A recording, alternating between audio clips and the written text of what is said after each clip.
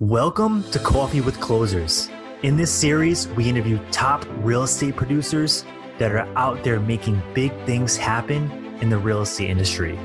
That way you can learn from their failures and their big wins so you can start winning more in your real estate business. Welcome to the show. Today we have Jimmy Murray with the Lion Property Management Group. He has over 400 rental units under management. He's also a real estate investor himself. So in this video, we're going to go over a property management or a landlord disaster story. So many people, they're thinking about getting in the game, whether you're an agent or you want to be an investor. They want to know what it's like to be a landlord, and you hear nonstop disaster stories. So I wanted to get Jimmy on the line, someone that has a lot of experience, to tell one of his very own disaster stories. So Jimmy, welcome to the show. Thank you. This is going to be good. So I can think of a personal one, and I can think of one with a client. So I'll share both. I guess the personal one is the very first property that I bought. It was a short sale. Okay. So we had been under contract for 7 months because the short sale is an oxymoron. It actually takes a really freaking long time.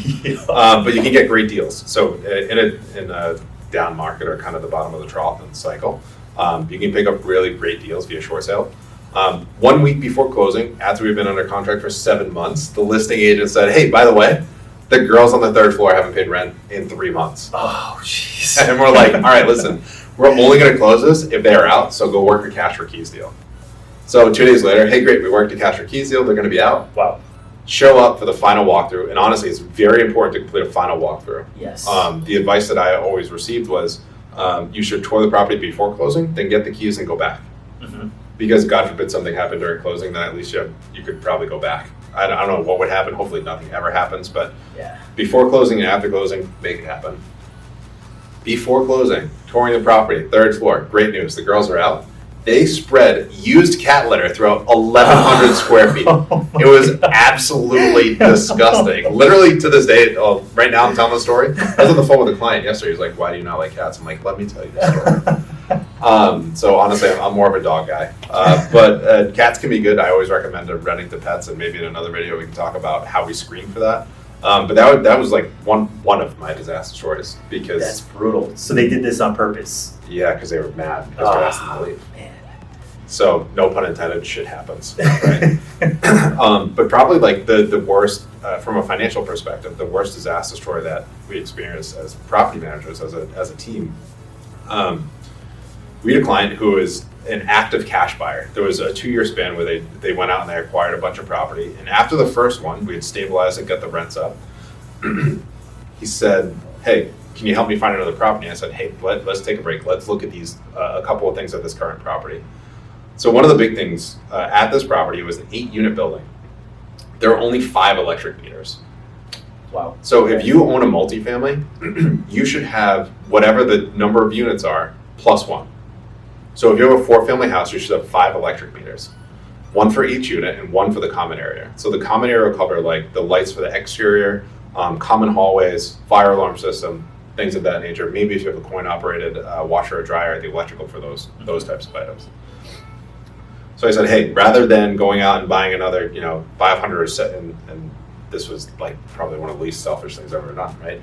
Hey, rather than me earning a giant commission on you buying another property in cash, why don't you spend $12,000 to upgrade the electrical system, right? He said, nope, don't worry about it. And I said, hey, while we're talking about that, let's talk about your insurance. Honestly, on multifamily buildings, having the right, you have to pay attention not only to like the hard and fast stuff of what the unit looks like, but also the softer items of like, what does your financing look like? What does your insurance look like? On multifamily policies, and I'm not going to dive deep on this one because the insurance agents that I work with would hate me because they say it's not that easy, but you always want a preferred insurance policy. So some investors, they come out and they get the cheapest insurance policy possible, and they work with a surplus provider.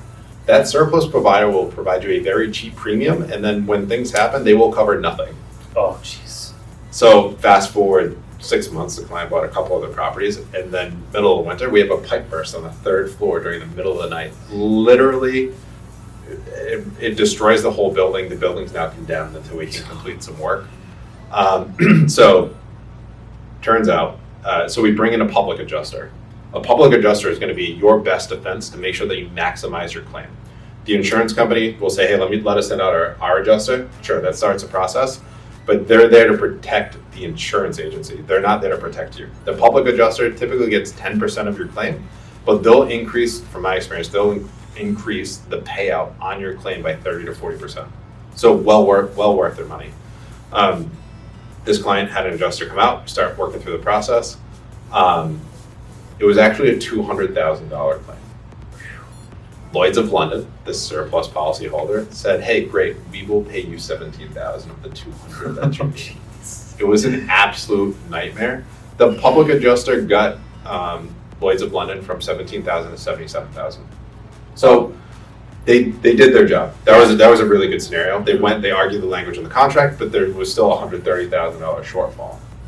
So let's go back to that electrical system.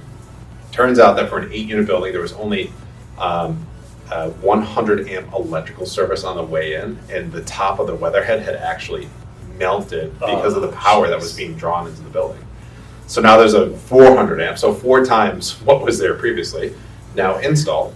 But the electrical project, rather than costing $12,000, cost $36,000 because they started going through the building. They found a whole bunch of other issues.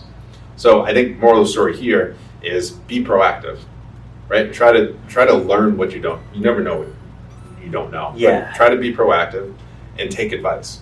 And then maybe if you don't have the money up front, like set aside for it. Yes. So try to be proactive and take advice and save for those rainy days and make sure you have the right insurance. That makes total sense. That's really good advice. So, okay, if you have any questions about this story, and maybe you're out there, you're trying to buy your first property, even maybe you're a real estate agent that's trying to buy their own first property as an investor, which is a really good idea. We've covered that in other videos. Drop a comment in the comment section below. We'd love to give you some more feedback. So thanks so much for watching, and you have an awesome day.